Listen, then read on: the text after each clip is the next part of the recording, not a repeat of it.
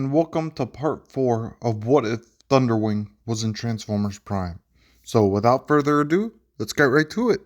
So we start off with Optimus Prime putting together the teams to hunt down the relics, with the first team consisting of RC and Bumblebee to go into the subway tunnels just like in canon, with Megatron assembling his own team of Decepticons to go into the tunnels. And that consists of Knockout and Breakdown. Now, I know what you guys are saying. Why send Breakdown into the tunnels when his skills could be suited elsewhere? Well, I don't want to break up the duo of Knockout and Breakdown, so it makes sense that they go together into the tunnels. And meanwhile, ThunderWing sends Arachnid into the tunnels to retrieve that relic. But before anything else, we are introduced to 5 new clones made from ThunderWing, and I can imagine their size being like this. Whereas ThunderWing is obviously a giant like how he is in the game, and ThunderWing actually has Arachnid take a clone with her. So now we get to the subway station where Bumblebee and RC are walking through along with Agent Fowler, who was not injured in this timeline. So yeah, they eventually reach the subway station where they actually hear firepower and they see Viacons being tossed around. So they turn around the corner to see Arachnid fighting off Knockout and Breakdown and a ton of Viacons just being thrown around and being killed off by ThunderWing. What? Impossible, but he's smaller. But it's a clone of ThunderWing, like I said. Bumblebee and RC tell Agent Fowler to stay back. They'll handle the Decepticons. So they ran in shooting, and that is when everybody turns their attention to the Autobots. This is where RC goes straight at Arachnid to fight her, because obviously she wants revenge for Tailgate's death. And Bumblebee goes running at Knockout, jumps over Knockout, kicking him down in the face to the ground, and he goes head to head with Breakdown.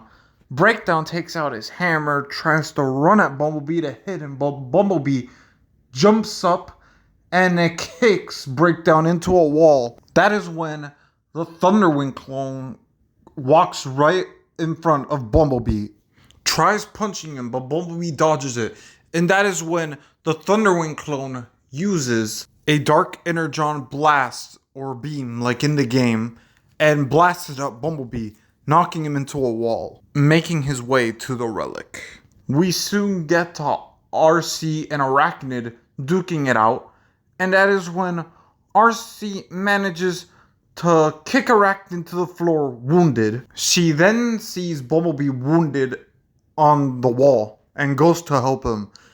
And Arachnid tries to get back on her feet, but Breakdown walks up to her. Easy prey. And prepares to kill Arachnid. But that is when Arachnid does the same thing she did in canon, trapping his arm in web with the hammer, and then kills him off just like in canon. That is when Knockout gets up and looks at what happened. Then looks at Arachnid. You'll suffer for what you did. But the ThunderWing clone walks up behind Arachnid with the phase shifter in hand.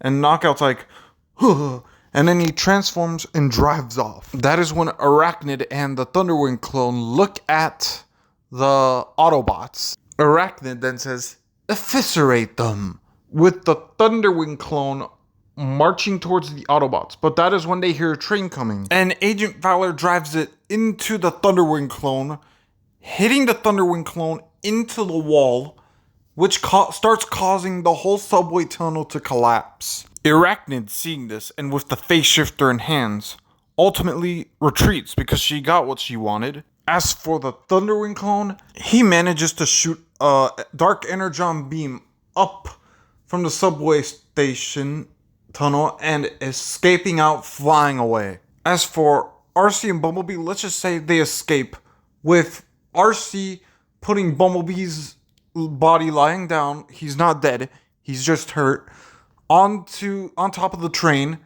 gets on the train herself, and Agent Fowler reverses the train as fast as he can, getting out of the subway tunnel, and they escape unharmed.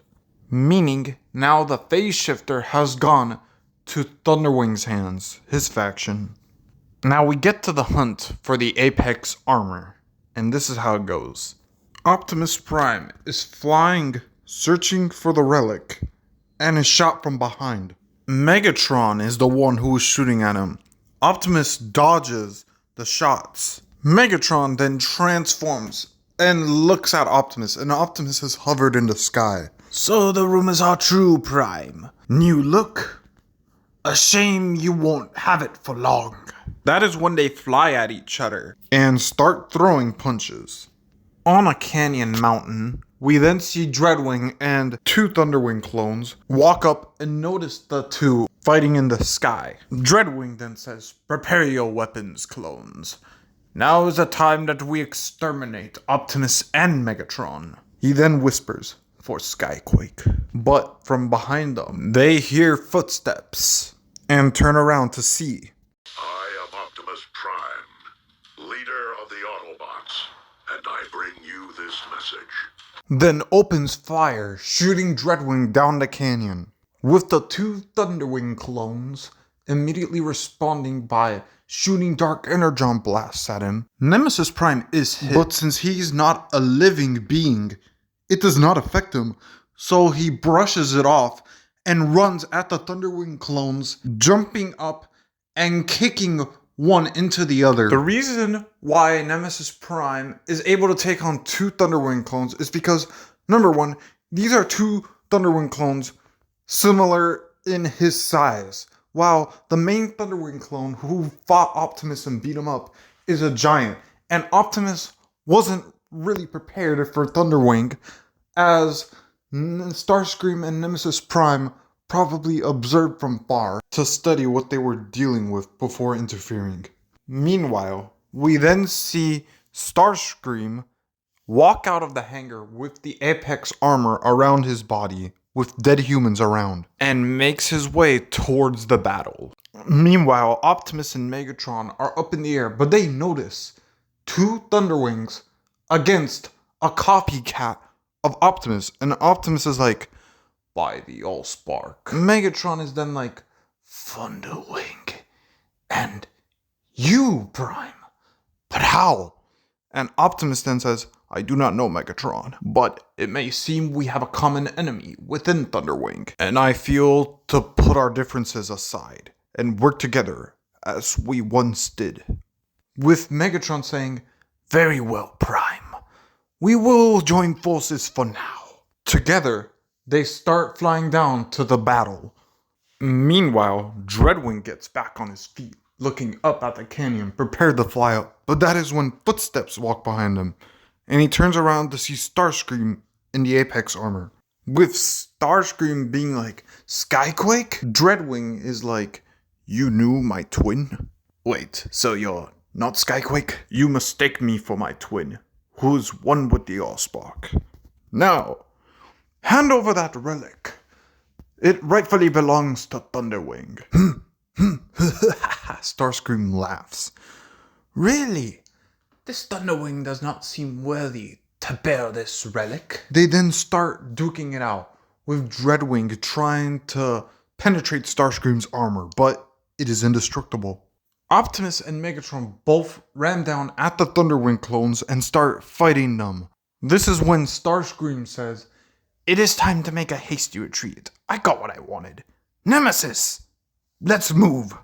This is when Nemesis Prime jumps down and hits Dreadwing, kind of burying him under the ice. This is when Starscream and his Nemesis Prime make a hasty retreat. And we cut back to see Megatron and Optimus kill both ThunderWing clones. Yeah, because even in canon, we saw how easy it was for those Starscream clones to die, so it might be fairly easier to kill off ThunderWing clones too. They then look at each other, with both of them struggling down in the ice, and they jump down to see Dreadwing emerge himself from the ice. Dreadwing then prepares his weapons to fight. Megatron does too. Traitors deserve to die. And Optimus is like, Megatron, wait. Dreadwing could be a vital intel to both of us on ThunderWing. Megatron then thinks for a moment. Dreadwing tries to escape, but that is when Optimus shoots his wings, making him unable to transform. ThunderWing is the enemy right now. They then take Dreadwing prisoner. And that's where I'm going to leave it off here, everybody. Hopefully you guys enjoyed part 4, and I'll see you guys in part 5.